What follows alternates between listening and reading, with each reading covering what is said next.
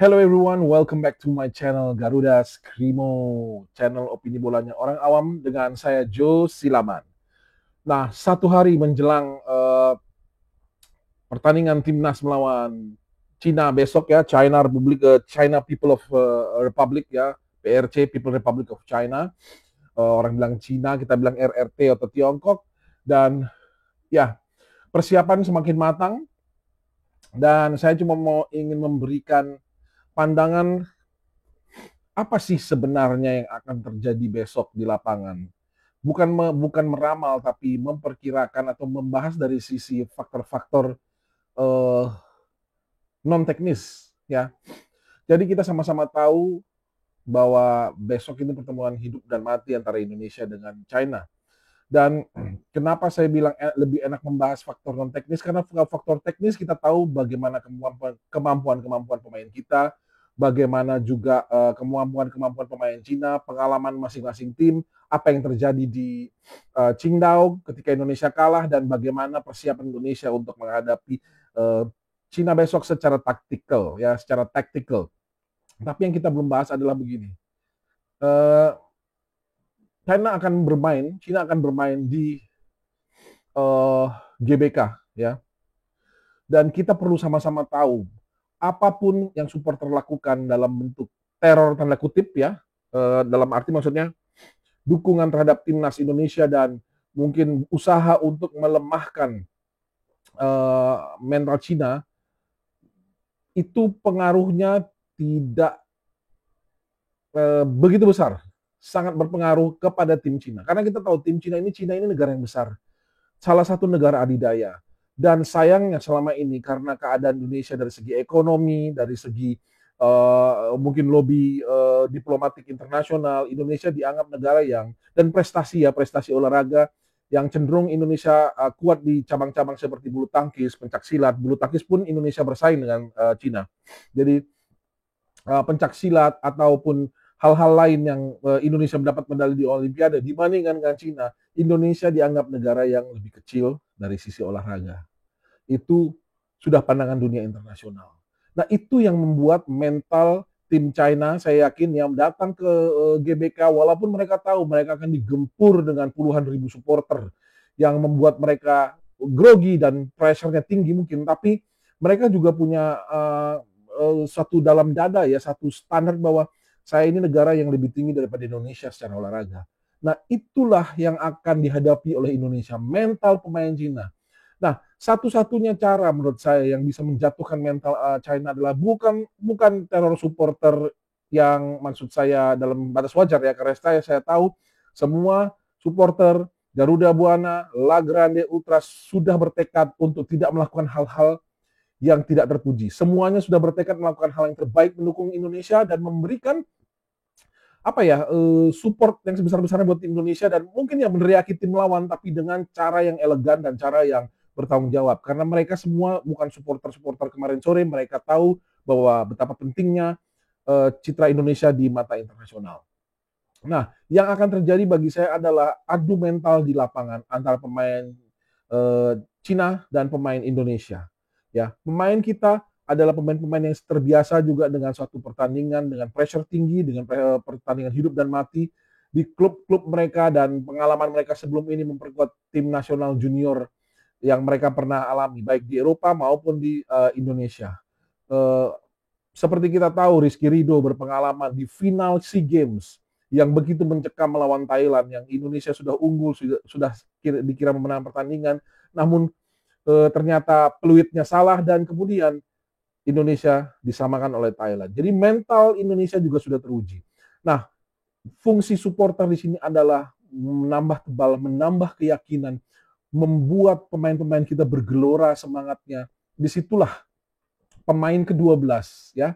Fungsi pemain ke-12, fungsi supporter itu akan sangat berbeda terhadap tim Cina. Tim Cina akan didukung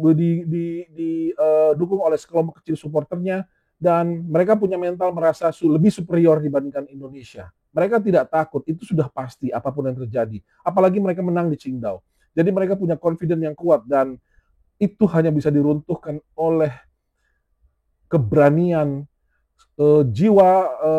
jiwa yang kokoh dan juga apa ya, permainan Spartan dari timnas kita. Jadi pergilah ke GBK, dukunglah timnas kita supaya mereka motivasinya berlipat kali ganda. Mereka akan melihat saya punya kemampuan, saya diremehkan oleh tim lawan, tapi ada puluhan ribu supporter yang tahu bahwa saya mampu untuk melakukan apa yang harus saya lakukan. Itu yang akan. Jadi intinya pertarungan itu ada di dalam jiwa pemain kita. Kita nggak usah tanya lagi masalah teknis, taktik akan sangat penting oleh Coach Patrick Kluivert, tapi lebih daripada itu, yang terutama adalah apa yang ada di inside oleh pemain-pemain kita, ya. Mereka harus tahu bahwa puluhan ribu supporter, jutaan, ratusan juta bangsa Indonesia berharap kepada mereka, dan itu dan mimpi mereka, ya, mereka jauh-jauh, banyak dari mereka yang dinaturalisasi hanya punya satu mimpi, bermain di Piala Dunia. Dan itu sangat akan ditentukan besok. Walaupun kemenangan belum tentu memastikan kita langsung lolos ke Piala Dunia, karena ada banyak pertandingan lain yang akan menjadi penentu juga, namun kemenangan memastikan kita untuk bisa melaju ke ronde 4, ya, round 4.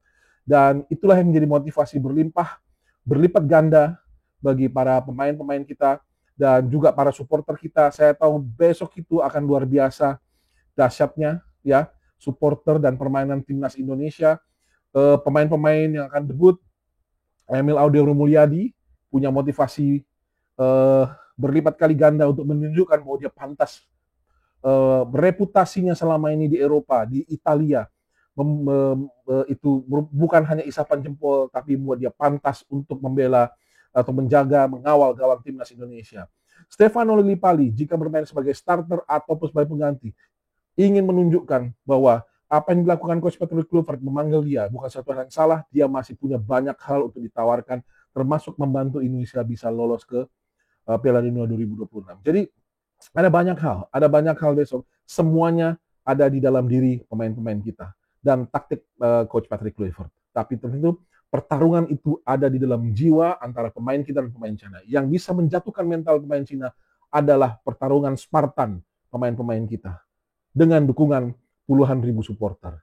Karena pemain Cina juga udah pemain yang berpengalaman, mereka biasa bermain di bawah tekanan. Hanya saja jika tekanan itu datang dari lawannya, itu yang akan membuat mereka grogi, itu yang akan membuat mereka ciut, dan disitulah intinya kita punya pemain-pemain yang galak, ya, seperti Justin Hubner contohnya, dan Emil Audero juga cukup galak di bawah Mister Gawang. Kemudian kita punya pemain seperti Joey Pelupesi yang diam, tenang, menghanyutkan. Calvin Verdong yang diam, tapi tiba-tiba sudah akan lolos ke depan sendiri membawa bola. Nah, itulah yang akan membuat ciut pemain-pemain Cina. That's all for today. Saya hanya ingin menyemangati dan melihat bahwa pertarungan itu ada di lapangan. Dan itu yang sangat menentukan. Kita semua berdoa dan mendukung pemain-pemain timnas Indonesia untuk mencapaikan hasil yang terbaik besok, tomorrow, ya, besok.